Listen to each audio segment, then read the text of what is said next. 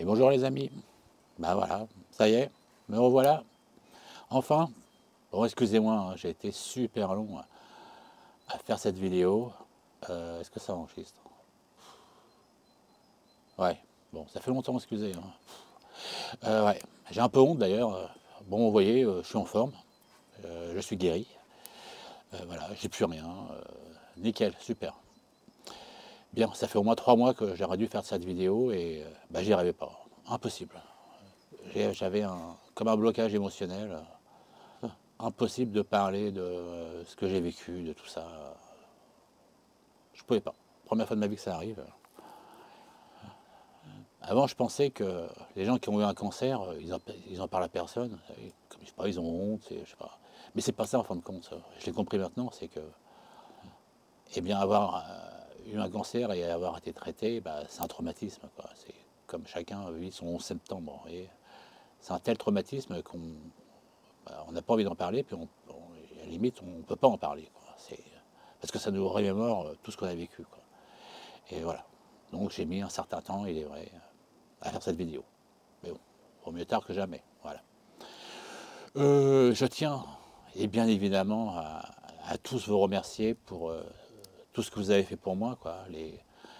Tout ce qui a été coupure de feu là pendant ces 7 semaines de traitement. Tous ceux qui m'ont fait des soins à distance. Tous ceux qui ont fait des prières pour moi, tous ceux qui ont allumé des cierges pour moi, tous ceux, vous étiez tellement nombreux. C'est vraiment génial, quoi. Je tiens à remercier donc vous tous internautes et également les membres du CERO France. Je sais que beaucoup d'entre vous m'ont aidé et génial.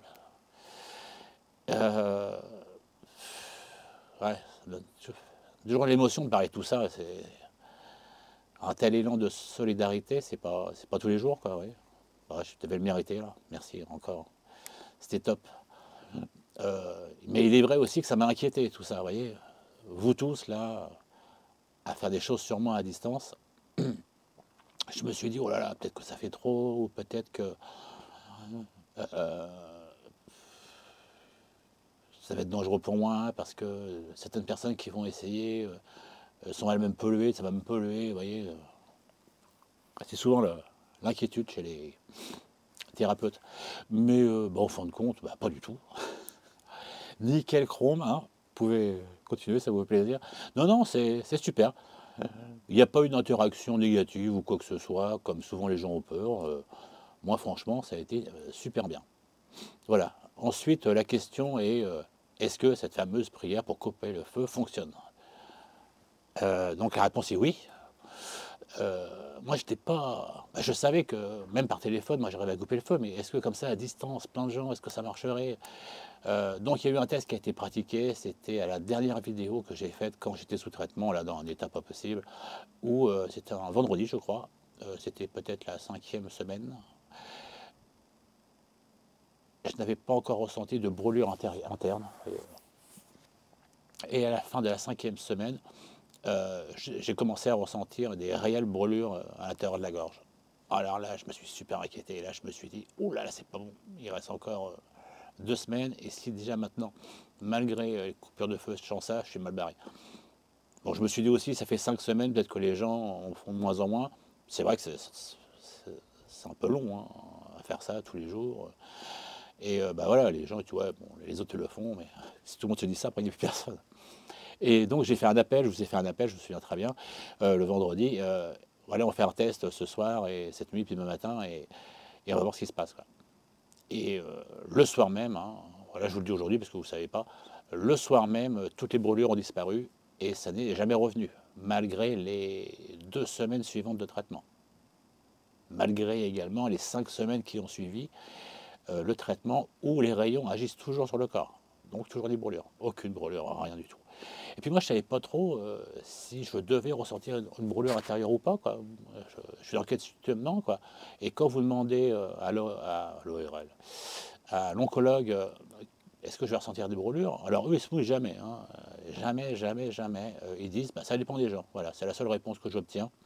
Ça dépend des gens. Il y en a oui, il y en a non. Bon, bon. Donc voilà, 5e semaine, Les brûlures étaient là et vous êtes tous intervenus et ça a disparu dans les quelques heures qui ont suivi, c'est jamais revenu. Donc la réponse est oui, oui et oui. C'est catégorique. Donc ça peut bien évidemment servir à tous ceux qui sont ou vont être dans mon cas. Voilà, si vous connaissez ces personnes, et ben, voilà, vous transmettez la prière, puis aux proches, aux amis, et ils font ça, ça marchera, c'est génial, hein, franchement. Au début, je voulais me rapprocher d'un centre, tout ça, mais je me suis aperçu que il y en a qui croient, il y en a qui croient pas, ça crée des tensions, ils n'aiment pas en parler. Oh là là, très très compliqué. Et surtout, j'ai aucune envie d'être avec des cancéreux, quoi que ce soit, ou d'être dans l'hôpital. Franchement, j'ai donné, j'ai ma dose. Voilà, moi, ce que je lègue, c'est la prière, c'est on a fait le test, ça fonctionne, voilà, point barre. Ça, c'est pour moi. Voilà. Yes. Donc, parce que j'ai fait ma petite liste toujours, évidemment. Bon, ça me fait plaisir de vous reparler, hein, ça fait tellement longtemps. Et puis j'avais ce blocage, là, je pouvais plus. Donc voilà, toc toc, super. Oui, donc ça fait 3 mois que j'aurais pu faire cette vidéo. Pourquoi donc j'ai arrêté les traitements le 20 septembre. Un mois plus tard, j'avais rendez-vous pour une analyse visuelle chez l'ORL et eh bien, il n'y avait plus aucune trace de quoi que ce soit. Ça a été carrément lavé. Voilà. En général, il reste un petit peu, puis ça disparaît avec les mois, mais moi non, moi, tout était parti. Alors j'étais super content, évidemment, mais presque j'en ai à l'intérieur ou pas, je ne savais pas. Bon. Un mois plus tard, j'ai fait une prise de sang. Je vous invite à... J'ai découvert ça, moi, la prise de sang, ça s'appelle l'indice tumoral, voilà. Vous allez faire une prise de sang et votre médecin, il marque dessus. En plus, quand vous faites vos analyses une fois par an ou une fois tous les 2 ans, moi, je vous invite à... Si vous voulez être garant de jamais mourir de cancer, tous les 6 mois, vous faites une prise de sang avec l'indice tumoral. Il sera positif ou négatif. Évidemment, positif, ça veut dire que vous avez des tumeurs cancéreuses, au moins une. Et là, il est temps de bouger. Et un cancer, plus c'est pris tôt, plus on soigne facilement. Voilà, ça c'est génial. Et voilà. Et comme ça, vous avez de très grandes chances de survie quand c'est pris tôt comme ça. Quoi. Voilà. Donc moi c'était négatif. Je dis oh putain super. Et le 20 décembre, rendez-vous chez l'oncologue. Et puis avant, j'ai fait un PET scan. Donc c'est un scanner où il détecte si on a des tumeurs cancéreuses. Donc négatif, et tout est nickel. Et voilà. Bon, j'ai toujours une inflammation, vous voyez, je suis un peu gonflé. Et un peu mal aux amygdales. Bon, là, je suis toujours en cicatrisation. Quoi. Ça fait 4 mois que je suis en cicatrisation et ça va encore durer. Quoi. J'ai un petit peu mal. Quoi. Mais voilà. Ça va, c'est rien. Quoi. Ce qui est plus embêtant, c'est que je n'ai plus de... J'ai presque plus de salive. Donc il y a plein de choses que je ne peux plus manger. Voilà. Bah, le pain, le riz, le machin, le truc. Enfin, tout ce qui me prend de la salive, je ne peux pas l'avaler. Quoi. Donc c'est très compliqué. Voilà. Je suis très à part les pâtes, avec une petite sauce, choses comme ça, j'ai du mal à manger. Quoi. Donc j'ai perdu ce plaisir. Et puis les papilles ont transformé un petit peu le goût, ça va de mieux en mieux quand même. Bon, tout ça va rentrer dans l'ordre. Tout ce que j'ai perdu va être regagné et revenir à l'identique dans les mois qui viennent. Voilà. Donc c'est une question de patience et puis de ne pas lâcher l'affaire. Donc lâche pas l'affaire. Ouais. Je me suis bien battu quand même. Hein. J'étais dans un état. Ma femme me parle de moments où je disais certaines choses et tout, mais je ne me souviens pas. Mais pas du tout. J'étais complètement à l'ouest à la fin. On est tellement shooté par les médocs, parce qu'à la fin j'ai fini sous morphine. Hein. Parce que ce que j'ai eu en fin de compte, c'est un traitement de choc, mais en oncologie, quand on parle de traitement de choc, c'est vas-y, gars, mets la ceinture, parce que là ça va te faire tout drôle. Hein. Oh, putain, ça m'a fait grave tout drôle quand même. Hein.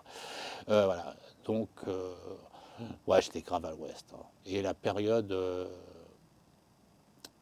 qui a suivi le 20 septembre, de cicatrisation, donc, qui dure depuis 4 mois, je pensais que ça allait être rock'n'roll, quoi. Bon, ok, ça cicatrise, non, ça a été super compliqué, parce que je devais recommencer à m'alimenter, parce que je ne me suis pas alimenté pendant, je sais pas, peut-être 2 mois. Hein. J'étais nourri par le sang, avec une poche la nuit. Oh, putain. Grâce au Dévis, c'est une poche qui m'ont mis sous la peau, qui m'enlève dans une semaine d'ailleurs. Voilà. Et ouais, me réalimenter, ça a été extrêmement compliqué. Il a fallu que j'arrête les médocs, j'ai arrêté j'allais dire l'héroïne, non, pas l'héroïne, la morphine. Très facilement, comme ça, je suis passé à une saloperie qui s'appelle, oh putain d'ailleurs, ça y est, j'ai oublié le nom tellement c'est une saloperie, qui agit sur l'esprit, sur le cerveau et également sur sur le corps.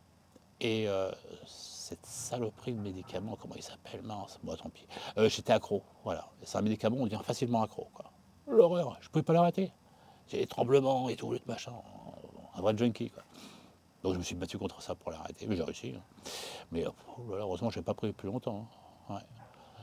Et voilà, ouais, la reprise du corps qui rement, vous voyez, le bide et tout, oh, c'est un truc de fou. Et puis j'ai perdu, évidemment, j'ai beaucoup maigri, j'ai perdu 20 kilos. Bon, moi je suis content, franchement, nickel, hein, ça c'est The Régime, top, sans se fouler. Ouais, 20 kilos en moins, là, je suis super content, j'ai retrouvé mon corps d'avant. Donc génial. Par contre, j'ai perdu du muscle grave. Donc là, ça fait 2 mois que je me remuscle chaque jour. J'ai de plus en plus de choses. C'est super long. Et la vitesse qu'on perd du muscle, mais je suis affolé, quoi. En 3 mois, ce que j'ai perdu, 2 mois. Putain, ceux qui se font un coma pendant 6 mois, c'est quoi? Il reste plus grand chose, il reste la peau et les os, quoi. Ah, ok, bah voilà, en gros, voilà tout, les nouvelles. C'est cool. Quoi dire d'autre? Ah, j'ai marqué Coco. Oui, ma chérie, elle s'est super bien occupée de moi, heureusement qu'elle était là. Je sais pas comment ils font les personnes qui sont tout seules ou quand tu apprends que tu as un cancer et que ta femme elle se casse. Non, non, ciao. Oh, parce que moi j'ai arrêté à un moment donné, je pouvais plus gérer les médocs, je pouvais plus rien gérer. J'ai l'esprit qui était plus là, vraiment, quoi. Et ouais, donc elle s'est super bien occupée de moi. Et ce qui est bien, c'est qu'elle a pris confiance en elle. Et du coup, bien, bah, elle me faisait de la prière pour couper le feu directement sur moi, tous les soirs. Et parfois la nuit quand je souffrais ou j'avais un problème. Et bah, ça marchait vachement bien, quoi. Et d'ailleurs, comme me faisait le soir, ça m'endormait, c'était incroyable. Je m'endormais dans les minutes qui venaient, qui allaient venir, voyez, qui venaient. Et il m'est arrivé aussi d'avoir des douleurs ailleurs ou quoi que ce soit, donc elle se servait de l'énergie que j'ai appris pour faire un soin, quoi, de magnétiseur. Et ça marche très bien, voilà. Donc c'est une histoire de confiance en soi, en fin de compte. Donc elle a acquis tout ça, donc je suis très content. Voilà, je tenais à le dire. Si jamais elle regarde cette vidéo, je ne sais pas, mais je sais que ça lui fera plaisir et merci chérie. Yes.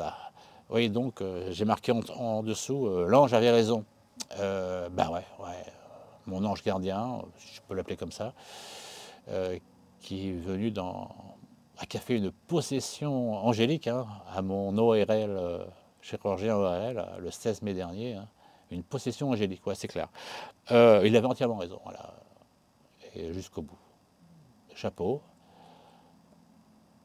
Et ce qui est intéressant, bon, je ne vais pas en parler après. Oui, voilà. Parce que j'ai parlé de cette histoire d'ange là qui a pris le corps et l'esprit de mon chirurgien ORL. Et beaucoup de gens, bah, je vois bien, ils ne croient pas, quoi. Ils se disent, bon, tu as eu un choc émotionnel ce jour-là, puis tu as cru entendre ça, tu as cru poser cette question. Il m'énerve, t'as cru, t'as cru. Moi, je sais pas, moi je vous parle, j'ai dit ça, je sais très bien ce que j'ai dit. Le mec, je lui ai posé la question, il m'a répondu, ok, bah. Voilà, et il y en a plein qui ne me croient pas. Alors ensuite, bah, je me suis remis en question également. Moi, je me suis dit, mais peut-être en effet que j'ai eu une hallucination et j'ai cru demander ça, j'ai cru voir son visage d'ange et j'ai cru qu'il me répondait ça. Voilà. Bon, ok, donc une hallucination, admettons. Est-ce que dans ma vie j'ai eu d'autres hallucinations? Oui, bah oui, tout à fait. Donc, il y a 22 ou 23 ans, quand je rentrais en moto sur un Matuel après le boulot, à minuit et demi, ma moto qui tombe en rade, d'essence, alors que bon, bizarre. Et ensuite, je rentre à pied au bord de la route, entouré de forêt, et il y a un bipède sur la droite, dans les fourrés où on ne peut pas passer. Je dirais qu'on ne peut pas passer, c'est clair, encore moins marcher. C'est des ronds, c'est des branches dans tous les sens. Ici, dans le Var, c'est donc impossible, même en forçant, d'avoir un pas régulier. Bref, et je marchais, il y avait les mêmes pas sur quelques mètres de moi, nuit noire, sur la droite, je courais, ça courait, mais voilà, voilà. J'ai même enlevé mes tongs à l'époque, parce que peut-être que c'est de l'écho, vous voyez, on ne sait jamais. Et non, rien du tout. À la fin, j'ai affronté la chose en balançant les pierres, puis en lui disant qu'elle vienne me prendre, qu'on aille se battre, parce que bah, c'est ça où je pétais les plombs. Hein, parce que quand on vit une peur intense, parce que moi j'ai vraiment flippé, imaginez, hein, tout seul au bord de la route, qu'est-ce que c'est que cette bestiole là? Un bipède, quoi. Voilà, chacun, moi, je pense, réagit différemment. Ma façon de réagir, moi, c'était l'affrontement. Je me suis dit, quitte à monter dans les volts, autant faire l'affrontement que mourir d'un arrêt cardiaque à cause de la peur. Ça a été mon choix. Et puis, en fin de compte, j'ai balancé des pierres, je lui ai dit de venir. Et d'après ce que je me souviens, il ne s'est rien passé. Et ensuite, tout s'est arrêté. J'ai pu rentrer à pied chez moi tranquillement. Sauf que, de mémoire, il est vrai que je suis arrivé chez moi à 2h30 du matin. Et il restait quoi, 2-3 km. Donc on peut dire qu'il y a eu un missing time, vous voyez, un problème de temps là, chelou. Bon, à l'époque, je vous assure, je m'en foutais complètement. Le lendemain matin, je suis venu avec mon jerrycan, j'ai remis de l'essence dedans. Et puis je roulais, voilà, c'est pas grave.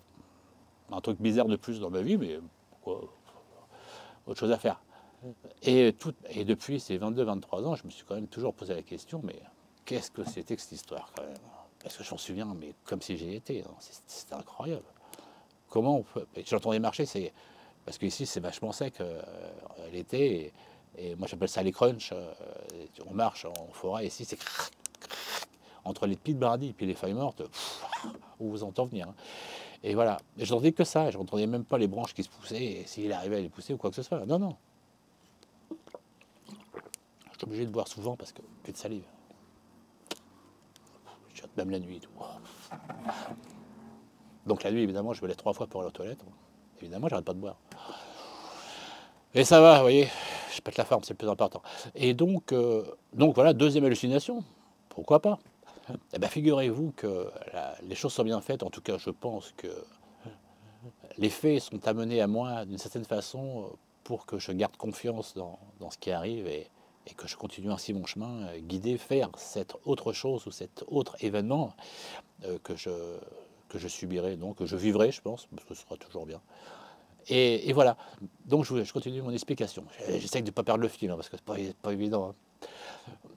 Et voilà, au Nouvel An, le lendemain, je suis invité chez des amis, et il y a une femme qui est là, que je connaissais un peu, mais je ne savais pas ce qu'elle faisait exactement comme boulot à l'hôpital.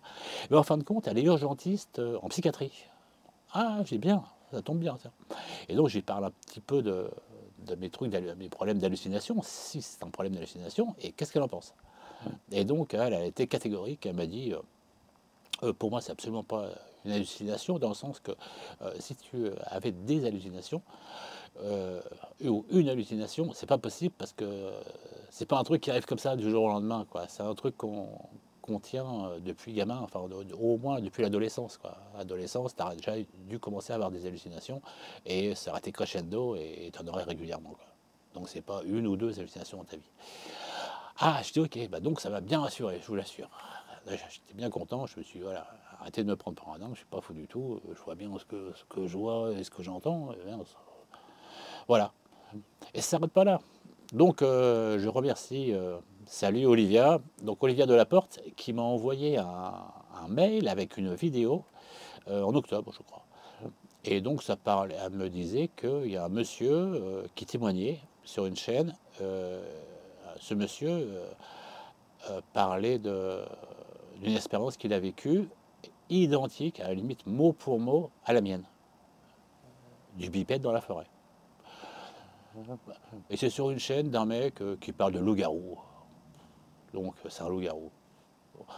Alors moi sur le coup j'ai un peu bloqué, je l'avoue. Je me suis dit ça y est encore un éluberlu, loup-garou. Moi franchement les loups-garous j'ai du mal à les croire. Bon après, je sais pas tout. Hein. Mais bon. Alors j'ai attendu avant d'écouter cette vidéo et je l'ai regardée il y a 10 jours. Et là, j'ai halluciné, quoi. Donc, ce monsieur faisait une escalade avec un groupe d'amis au mont Bougarèche. Bougarèche. Ouais, c'est ça. Bougarèche, c'est un peu dans le milieu de la France, je crois, où il y a d'ailleurs beaucoup d'observations d'ovnis à noter. C'est aussi là-bas qu'il y a l'autre, l'Uberlu, là, un mec qui a les cheveux tout comme ça, là, et qui s'appelle le Marquis, je sais plus quoi, le truc. Et donc, il est en contact avec plein d'aliens extraterrestres. Et il en tue des milliards, et des machins, des trucs. Vous le connaissez sûrement, vous l'avez déjà vu, ça. Il est bien taré, celui-là. Là, franchement, je peux dire qu'il est bien taré. Bon, mais gentil, il ne fait pas de mal à personne, c'est bien. Yes. Bah, lui, il est dans le secteur, là. C'est ça. Alors donc, le monsieur, là, avec sa bande, bah, il monte tout en haut. Il paraît que c'est bien pentu d'ailleurs. Puis arrivé là-haut, ils font une après-midi de méditation, tout ça, c'était au mois d'août. Et bah, à un moment donné, il faut bien redescendre, donc ils redescendent, mais sauf que comme c'est des gringos et qui n'ont pas réfléchi, bah, ils redescendent, bah, il fait nuit, et, malgré qu'on soit au mois d'août, et bah, ils finissent à la lampe de leur téléphone, quoi. Et là, badaboum, même histoire que moi, sur la droite encore sur la droite, exactement la même histoire. Voilà. Les détails tellement touffus qu'on ne peut pas passer, machin, toc, toc, toc, toc, toc. Et témoignage identique. Voilà, j'ai été plus que bluffé, c'était génial, parce que j'ai enfin une confirmation de ce que j'ai vécu. Parce que jamais j'ai entendu une histoire comme ça. Jamais, jamais, jamais, jamais. Enfin, merci. Il a fallu attendre 23 ans ou 22 ans. Donc, encore une confirmation comme quoi, bah, moi, ce que j'ai vécu, c'est pas une hallucination, hein. Il y a un autre qui a vécu la même chose que moi. Là, franchement, voilà. Euh, L'intervieweur qui, qui est convaincu, alors lui qui a eu des loups-garous, il y en a un peu partout. Ça fait 2 mètres à 2,50 m, mais ils ne sont pas méchants comme dans les films, ils ne mangent pas les hommes. Par contre, si tu as de la bouffe dans ton panier, tu te balades à la forêt la nuit, il va peut-être essayer de te piquer ton panier pour piquer ta bouffe. Ouais, ouais, ouais, d'accord. Bien sûr, c'est pour ça qu'ils suivent. Ouais, je crois pas. Et ouais, à un moment donné, le témoin dit, c'est drôle parce que j'entendais les pas sur les feuilles mortes, et ils marchaient exactement à la même vitesse que nous. C'était vachement surprenant. Mais tout comme moi. Et le présentateur, il dit, par contre, ce que je ne comprends pas, c'est comment il faisait pour passer. C'est impossible de passer. En plus, avoir le même pas régulier que nous, ou plus rapide, c'est impossible. Et le mec avec ses loups-garous, l'autre, il dit, oui, parce que c'est un loup-garou, ça a des super longs bras. Et donc, ça se met en avant comme ça écarte bien. Et après, ça peut passer. Voilà, tout simplement. Bon, là, j'étais mort de rire. Même le témoin aussi, il a rigolé. Il raconte. Et voilà, quoi. N'importe quoi. Par contre, le témoin, il dit, chose à noter, c'est qu'il y avait des groupes d'observateurs d'OVNI tout en bas là, du mont Bougarache. Voilà, donc c'est vraiment une zone. Et là, bah, ça m'a fait le titre direct, quoi. Moi, depuis 8 ans que j'essaye de comprendre un petit peu ce qui nous entoure et compagnie, hein, et bah, une seule fois, il n'y a que dans une seule circonstance que des êtres peuvent traverser la matière, c'est lors d'abduction par des grilles. Voilà, moi j'ai des témoins directs du Cerro qui, s'ils sont là, pour vous expliquer exactement qu'ils ont traversé la baie vitrée, les pieds en premier, allongés 1,50 m, 3,50 m du sol, et leur corps a traversé la matière. Et les grilles le font avec. Voilà. Donc ils ont une technologie pour eux-mêmes ou d'autres traverser la matière. Donc on pourrait supposer qu'un gris, ou alors un grand gris, curieux, ou je ne sais pas, suivent des groupes comme ça, et un équipement sur lui, tac, c'est enclenché. Bon, il marche au sol, par contre, il peut traverser le mur, la maison, bien évidemment la broussaille, voilà. Moi, c'est la seule explication que je pourrais trouver à ça. Est-ce que je me trompe, hein? Je suis loin d'avoir la science infuse, mais ouais, voilà. Parce que maintenant, voilà, je me base, enfin, maintenant, même depuis souvent, je pense, je me base que sur des faits concrets, quoi. Donc, ce que je vis moi, et des témoignages directs, voilà, de gens qui ont vécu des choses et qui vous expliquent ça sincèrement, et voilà. Je me fie plus du tout à tout ce qu'on peut voir sur Internet ou machin. Il y a tellement comme fake qu'on peut plus se fier à rien. Voilà, c'est fini. Même, je crois que ça n'a jamais été d'ailleurs, ça n'a jamais commencé. Et oui, il ne faut pas se fier, faut pas écouter tout ce que les gens peuvent, la propagande et tout ça. Pff, conneries, on se fait manipuler à force, c'est grave, quoi. Voilà. Euh, donc, tout ça pour vous dire que eh ben, j'ai été rassuré par ce témoignage, j'ai été rassuré par la femme, l'urgentiste de Draguignan, là, en psychiatrie. Et je me suis dit, bon, bah là, franchement, il y a 2 choses qui me viennent dessus directement. Donc, bah, je suis pas fou, et puis j'ai pas d'hallucination. Donc, super. Tout va bien et tout est vrai. Incroyable, tout est vrai. Donc, si tout est vrai, ce genre d'expérience spirituelle, soit en songe la nuit, comme l'espérance de ma grand-mère, soit comme ça, dans la vie de tous les jours, avec l'ORL, c'est carrément génial. Et on peut donc penser que l'expérience de l'annonce du mardi de foot en fait partie. Parce qu'au niveau ressenti, niveau puissance, c'était du même acabit, hein, exactement pareil. Et pour moi, ça fait partie de la même chose. Et la voix qui parlait dans cette vision était peut-être encore à ce fameux ange, hein, appelons ange. Si c'est le cas, en tout cas pour l'instant il n'y a rien qui me dit que c'est faux, bah, ça veut dire les amis que dans 9 ans, notre vie va énormément changer, quoi. Ça va être un peu la fin du monde quoi, pour la plupart des gens. Voilà, parce que le prochain 9 août c'est en 2033. Voilà, le mardi 9 août c'est en 2033. 9 ans. Ok. Ce qui est drôle d'ailleurs, c'est qu'au mois d'avril ou mars de cette année, quand je pensais à ça, je me dis, mais Christophe, dans 10 ans, il va falloir que tu sois en forme, hein, physiquement, quoi. Et moi, au mois de mars, avec 20 kilos de plus et tout ça, et je fumais et tout, j'étais pas du tout en forme. Donc je me dis, dans 10 ans, comment je serai, quoi. À 65 ans, ça va pas le faire. Et boum, il m'arrive cette maladie, il m'arrive tout ça. Et bah, génial, je serai en forme pour dans 9 ans, bien sûr. Parce que là, j'ai repris le sport et là, je vais continuer. Et je ferai attention à ce que je mange et puis et tout. Et ouais, bien évidemment, je ne l'ai pas précisé, mais je ne fume plus, je ne bois plus hein, depuis le 16 mai. Oui, depuis que j'ai appris ça. Oui, puis je ne referai plus jamais ça, bien sûr. J'ai choisi la vie, quoi. Voilà. À un moment donné, il faut faire des choix.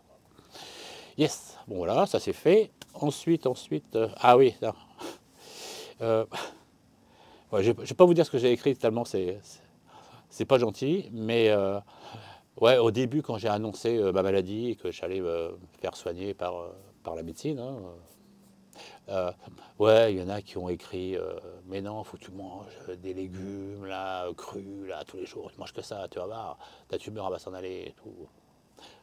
D'autres qui disent ah, ça y est, il est mort, il va se faire soigner chez un oncologue. Alors eux, là, j'ai pas répondu quand ils ont écrit ça, donc c'était peut-être au mois de juin ou j'en sais rien, mais parce que je voulais pas me peler mon esprit avec ces connards. Voilà, pour être connard, ouais, pour écrire cette connerie, il faut être taré, quoi, putain. Parce que il y en a qui peuvent penser que consommer des légumes crus à foison, hein, que ça, si vous voulez, comme vous voulez, va faire diminuer et faire disparaître votre tumeur cancéreuse. Mais il faut être flingué complètement de la tronche pour croire ça. Hein. Mais le pire, c'est qu'il y en a qui vont se laisser avoir. Hein. Par dépit, ils sont prêts à croire n'importe quoi. Ils vont mourir parce qu'ils vont pas se faire soigner. Quoi. Oh. Ouais, je hais ces propagandes de merde là, parce qu'ils ont vu ça sur internet. Oui, j'ai été voir, je me suis renseigné, j'ai vu, ouais, au début du XXe siècle, un mec soi-disant avec des légumes, il soignait et tout. Ouais, arrêtez, faut arrêter à un moment donné de croire n'importe quoi, faire encore une histoire de propagande, quoi. Comme l'autre là qui vend ses mixeurs là, et les légumes. Les légumes, c'est génial, c'est bon, c'est bien. Je suis d'accord pour dire à la limite que consommer des légumes comme ça, crus, tous les jours, ça évitera d'avoir un cancer. Ok, bien sûr, entièrement d'accord. Mais vraiment, entièrement d'accord. Mais une fois que vous avez un cancer, il n'y a rien qui va l'enlever, hein, à part un miracle. Hein. Mais certainement pas vos légumes, il faut arrêter. Quoi. Et d'ailleurs, s'il y en a un qui n'est pas content, qui m'a dit ça, ben moi, je lui dis, mais simplement, bah, garçon ou fillette, quand tu as un cancer, bah, s'il te plaît, tu fais des vidéos et tu manges que des légumes tous les jours. Et moi, j'ai hâte de voir ce qui va advenir de ta personne. Mais à mon avis, bah, tu vas mourir, quoi, tout simplement. Et toi, tu vas mourir, par contre. Voilà. Moi, non, j'ai fait confiance à la médecine, ça a super bien marché. Et puis voilà. En plus, j'ai été aidé, donc c'est cool. Ouais, ouais. Je déteste ces gens qui profitent de la faiblesse des gens parce que c'est une faiblesse hein, quand on attend une telle nouvelle, qu'on est malade comme ça, bah, on est prêt à tout pour essayer de se sauver de ça, mais on réfléchit plus vraiment comme il faut, quoi, je pense. Ouais, voilà. Ouais, c'était mon petit coup de gueule à la fin, puis voilà. Puis c'est leur plaît pas, je m'en fous de toute façon. Yes. Alors figurez-vous que bah, j'ai fini ma vidéo, ça y est. Je sais pas combien de temps ça a mis. 14 minutes, ouais, ça va. C'est cool. Voilà. Et demain, j'en fais une autre. C'est important. Parce que figurez-vous que. Ah, ça y est, le tramadol. Je me souviens, le médicament, là, le truc à jamais prendre, c'est du tramadol. Tramadol. Une saloperie. Après, j'ai fait des recherches en même j'ai fait des documentaires dessus. Les jeunes accros, ils sont morts de tout ça et tout. Ah, ils sont complètement accros. Il y a un marché noir du tramadol sur Internet et tout. Wow. Et on donne ça à n'importe qui sans les prévenir. Moi on m'a pas prévenu que le tramadol, ça rendait dépendant au bout de quelques semaines. Mais sans déconner. La dépendance, mais c'était un truc de fou. Tramadol, ouais, ouais. Donc, malheureusement, j'ai pas pu lire pendant des mois parce que sous cacheton, bah, j'arrive pas à me concentrer, c'est impossible. Même à la télé à la fin, j'arrivais plus, je comprenais plus. Oh. Et voilà. Donc après, par contre, j'ai pu lire. Voilà. Maintenant, je lis tous les soirs, un petit peu, pas longtemps, mais je lis quand même tous les soirs. Du coup, j'ai beaucoup avancé. Euh, j'ai beaucoup avancé. Dans quoi il a avancé, le Christophe? Bah, il a avancé dans Thomas Allen. Hein. J'en suis au 5e bouquin, le dernier, 800 pages, écrit en petit. Bon, ça avance bien, j'ai appris plein de choses. Je sais pas si un jour je ferai une vidéo sur ça, quoi, mais c'est tellement complexe. Je sais pas si je serai capable de faire un résumé. Peut-être, on verra. Mais voilà, j'ai bien avancé. J'ai lu le livre de Raymond Moody, La vie après la vie. Ils ont sorti un Xème exemplaire là, pour les 40 ans de la sortie du bouquin. Et eh ben, y a des choses dont je dois vous parler. C'est énorme. C'est énorme. Et donc, je vais faire une vidéo qui va s'appeler Le tunnel. Est-il toujours un piège? J'ai fait une vidéo comme ça il y a au moins un an ou deux. Le tunnel est-il un piège? Mais là, je reviens parce que j'ai des arguments, malheureusement, qui nous amènent dans un truc pas cool. J'ai des réels arguments. Voilà. Et donc, ma quête continue par rapport à la fin de vie. Quoi. Ça m'a toujours passionné hein, depuis gamin. Quand j'étais gamin, à 8-10 ans, je connaissais un monsieur qui a fait un arrêt cardiaque de 4 minutes et il a été réanimé. Et dès qu'il venait à la maison, il faisait l'apéro avec les parents et tout. Et souvent, bah, les parents lui redemandaient qu'il relate un petit peu ce qui s'était passé pendant ces 4 minutes. Et donc le mec, le super bien-être, le tunnel, tout ça. Et moi, quand j'avais 8-10 ans, ça m'a carrément marqué. Peut-être parce que la mort me faisait peur. Et quand il a raconté ça, le mec, j'ai trouvé ça génial. Et toute ma vie, j'ai été curieux de ça. Quoi. Et maintenant, de plus en plus, peut-être parce que j'avance en âge. Quoi. Donc, peut-être que je m'inquiète de plus en plus de la mort. C'est normal. Peut-être pour ça aussi qu'on devient de plus en plus croyant quand on vieillissant. Quoi. Parce qu'on se dit, voilà, ça commence à sentir le sapin. Est-ce que je m'inquiète de la question? Voilà. Sauf que moi, tout au fond de moi, j'ai ce sentiment que, malheureusement, qu'est-ce que j'aimerais ne pas avoir ce sentiment que la vie après la vie, on se fait piéger, quoi. On se fait bananer, quoi. Comme des bleus, quoi. Et, on nous oblige à se réincarner et on vit nos vies avec nos hauts et nos bas. Et nos bas, ça sert à quelqu'un, à quelque chose. Ça sert à les nourrir, j'en sais rien, mais eux, ils veulent absolument qu'on continue, que ça marche comme ça. Quoi. Et donc, moi, mon seul but par rapport à ça, c'est de trouver une solution pour ne pas me faire avoir, partir avec eux et me réincarner. Voilà. Griffasi, un espagnol qui fait des hypnoses régressives, a exactement le même but que moi. Voilà. Lui, il fait par les hypnoses régressives, la quête d'information. Moi, je le fais, je ne sais pas comment, différemment, mais voilà. Et ouais, donc là, franchement, ça mérite une vidéo et je vous en parle. Parce que j'ai des faits vraiment intéressants et qui posent de réelles questions. Voilà. Celui qui je vous défie de répondre, hein, parce que là, vous allez voir que vous allez me dire, en effet, là, que penser, quoi. C'est pas évident, ça craint. Donc, c'est pas les nouvelles top. C'est pas la meilleure nouvelle, mais voilà. Après, il vaut mieux savoir la vérité, même si elle n'est pas top, que rien savoir et puis être un veau qui va à l'abattoir, vous voyez. Moi, je suis pour le fight. Et voilà. Et dernière chose, ça y est, ça vient de me venir. J'espère que je ne vous ai pas fait peur en faisant ça, parce que vous vous endormez, vous voyez. Dernière chose, ouais. Un truc qu'il ne faut pas me dire, c'est que je suis un warrior, vous voyez, par rapport à la maladie, quand j'étais malade. T'es un warrior, tu vas tout déchirer. Alors ça m'insupporte dans le sens que c'est n'importe quoi, c'est des conneries, mais monumentales. Parce que j'ai testé le Warriors, ben, rien du tout, il n'y a pas de Warriors du tout simplement, et puis je ne suis pas le seul, j'ai discuté avec des gens qui sont des sportifs de très haut niveau, machin, et je leur parlais de ça, ils m'ont dit, mais Christophe, ben, c'est comme toi, c'est une semaine et pas plus. C'est quoi une semaine? Ben voilà, c'est simple, vous faites une semaine privation de sommeil, aux trois quarts, et douleur non-stop. Et ben votre esprit s'effondre au bout de 5, 6, 7 jours. Et là, il n'y a plus de warriors, il n'y a plus de volonté, il n'y a plus rien. Voilà. Et la seule chose qui va vous sauver, c'est votre corps. Voilà. Parce que votre corps, c'est une machine fantastique. Et c'est lui qui va vous sauver. Voilà. L'esprit, malheureusement, voilà. À un moment donné, c'est ciao. Yes, ben voilà. Donc, t'es un warrior, tu peux y arriver. Non. Si le mec ou la femme, il a un bon corps, ouais, c'est ça qui va le sauver. Mais l'esprit, malheureusement, voilà. Parce qu'après, ouais, moi, il me shootait, après, j'étais complètement dans les vapes. Ouais. Ou même sans être shooté, ouais, ouais, quand on enlève le sommeil, puis on met la douleur tout le temps, c'est comme une torture, bah, c'est fini. Quoi. On veut mourir, ouais. 2, 3 fois, j'ai voulu mourir, d'ailleurs. Si je mourais, je m'en foutais. Je dis, ouais, c'est bon, foutez-moi le faire. J'en ai marre. Voilà. Et puis, mon corps, elle a dit, oh, accroche-toi. Et je me suis accroché, ouais, ouais. Puis j'ai été bien entouré aussi, voilà. Par tous vos soins, et puis ma chérie, et puis mon fils, et puis tout le monde, quoi. Ouais, c'était quand même un sacré truc. Voilà, les amis. Bon, bah, je vous laisse. Comme ça vous dire, absolument, je vous aime. Hein. Là, franchement, je vous aime énormément, parce que là, c'est top. Hein. Cool. Et puis, bon, laissez-moi des petits commentaires, ça fait longtemps. Et puis demain, si je suis prêt, là, il faut que je fasse des photocopies, j'ai des trucs à vous lire et tout, bah, je fais cette petite vidéo. Voilà. Ouais.